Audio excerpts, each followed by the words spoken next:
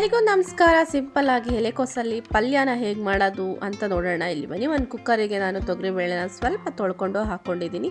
Next ಇಲ್ಲಿ ಎಲೆಕೋಸನ್ನೆಲ್ಲ ಸಣ್ಣ ಸಣ್ಣದಾಗಿ ಕಟ್ ಮಾಡಿಕೊಂಡು ಕುಕ್ಕರಿಗೆ ಹಾಕ್ಕೊಳ್ತಾ ಇದ್ದೀನಿ. ಸ್ವಲ್ಪ ಅರ್ಶಿನದ ಪುಡಿನ ಹಾಕಿ ನೀರು ಹಾಕಿ ಒಂದು 2 ವಿಸಲ್ನ ಕೂಗಿಸ್ಕೊಂಡು ಬರಬೇಕಾಗತ್ತೆ. ಒಂದು ಸ್ವಲ್ಪ ಉಪ್ಪು ಆ್ಯಡ್ ಮಾಡಿಕೊಂಡು ನೆಕ್ಸ್ಟ್ ಇಲ್ಲಿ ಮೆಣಸಿನ್ಕಾಯಿ, ಕಾಯಿ ತುರಿ ಆ್ಯಂಡ್ ಈರುಳ್ಳಿ ಆ್ಯಂಡ್ ಸ್ವಲ್ಪ ಕರಿಬೇವಿನ ಸೊಪ್ಪನ್ನು ಹಾಕ್ಕೊಂಡು ಇಟ್ಕೊಂಡಿದ್ದೀನಿ. ಇಲ್ಲಿ ನೋಡಿ ಬೆಂದಿದೆ. ಇದಕ್ಕೆ ನೆಕ್ಸ್ಟ್ ಒಂದು ಪ್ಯಾನ್ ತೊಗೊಂಡು ನಾನು ಒಂದು 5 ಸ್ಪೂನಷ್ಟು ಆಯಿಲ್ನ ಹಾಕಿ ಆ್ಯಂಡ್ ಜೀರಾ ಯೂಸ್ ಮಾಡಿದ್ದೀನಿ. ನಾನು ಸಾಸಿವೆ ಯೂಸ್ ಮಾಡಿಲ್ಲ. ಸ್ವಲ್ಪ ಸಣ್ಣಗೆ ಒಂದು 2 ಈರುಳ್ಳಿನ ನಾನು ಕಟ್ ಮಾಡ್ಕೊಂಡಿದ್ದೆ.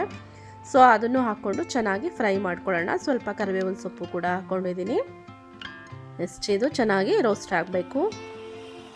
ನೆಕ್ಸ್ಟ್ ಇಲ್ಲಿ ಒಂದು 3 or 4 ಮೆಣಸಿನ್ಕಾಯಿನ ಹಾಕ್ಕೊಂಡಿದ್ದೀನಿ. ಇಲ್ಲಿ ಸ್ಪೈಸಿಗೆ ಎಲ್ಲ ಚೆನ್ನಾಗಿ ಫ್ರೈ ಮಾಡ್ಕೊಳ್ಳೋಣ. ಬನ್ನಿ ಈಗ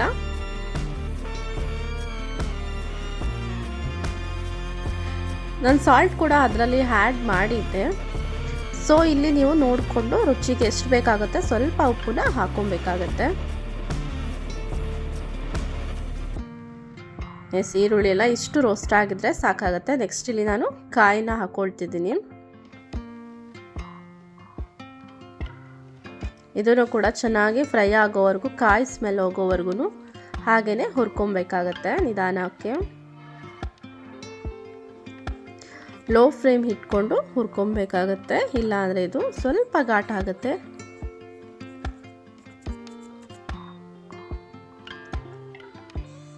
ಇದು ಕಂಪ್ಲೀಟಾಗಿ ಹುರ್ಕೊಂಡಿದ್ದೀನಿ. ಈಗ ಬನ್ನಿ ಬೇಯಿಸ್ಕೊಂಡಿರುವಂತಹ ಎಲೆಕೋಸನ್ನ ಇದರೊಳಗೆ ಹಾಕ್ಕೊಳ್ಳೋಣ ಮಿಕ್ಸ್ ಮಾಡಿಕೊಂಡು.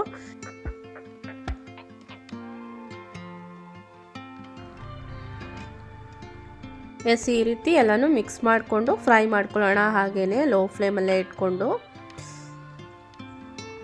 ಇದು ಚೆನ್ನಾಗಿ ಬೆಂದಿದೆ. ಇದು ಕಂಪ್ಲೀಟ್ ಆಗಿದೆ. ತುಂಬಾ ಟೇಸ್ಟಿಯಾಗಿ ಬಂದಿತ್ತು. ಇದು ಚಪಾತಿ ಕಾಂಬಿನೇಷನ್ಗೂ ಕೂಡ ಯೂಸ್ ಮಾಡ್ಕೊಬೋದು. ನೀವು ಕೂಡ ಟ್ರೈ ಮಾಡಿ ಇದೇ ರೀತಿ. ನನಗೆ ಕಮೆಂಟ್ಸ್ ಮೂಲಕ ಹೇಗಿತ್ತು ಅಂತ ತಿಳಿಸಿ. Thank you so much.